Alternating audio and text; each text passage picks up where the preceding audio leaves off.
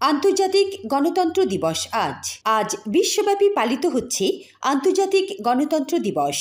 গণতন্ত্রের মূল্যবোধ, ন্যায় বিচার ও জনগণের ক্ষমতায়নের লক্ষ্যে জাতিসংঘের উদ্যোগে 2007 সাল থেকে 15 সেপ্টেম্বর দিবসটি পালন করা হয়।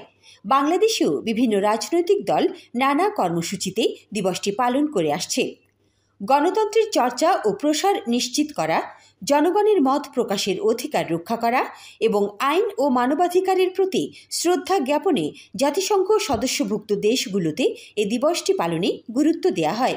আসন্ন ত্রয়োদশ জাতীয় সংসদ নির্বাচনের মাধ্যমে গণতান্ত্রিক ধারায় ফেরার পথে এবারের দিবসটির গুরুত্ব একটু বেশি। প্রতি বছরের মতো এবছরও আন্তর্জাতিক গণতন্ত্র দিবসে মূল প্রতিপাদ্য নির্ধারণ করেছে জাতিসংঘ। Achieving gender equality action by action, অর্থাৎ পদক্ষেপের পর পদক্ষেপ গ্রহণ করে লিঙ্গ সমতা অর্জন করতে হবে। গণতন্ত্রে নারী পুরুষ বা অন্য যে কোনো লিঙ্গের মানুষ লিঙ্গ নির্বিশেষে সবাই সমান সুযোগ ও মর্যাদা লাভ করে।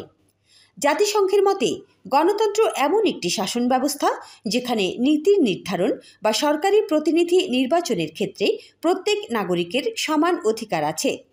গণতন্ত্রে আইন প্রস্তাবনা, প্রণয়ন ও তৈরির ক্ষেত্রে সব নাগরিকের অংশগ্রহণের সমান সুযোগ রয়েছে, যা সরাসরি বা নির্বাচিত প্রতিনিধির মাধ্যমে হয়ে থাকে।